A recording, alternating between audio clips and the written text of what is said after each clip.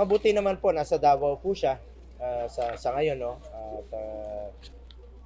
At papahinga. Still very active naman po siya, no?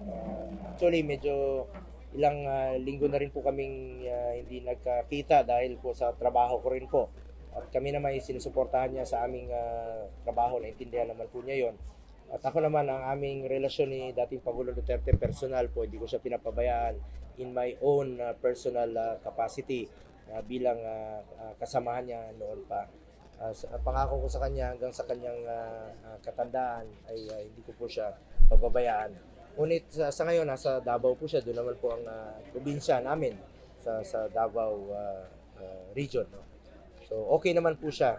At his age, kahit papano, matanda na rin po. No?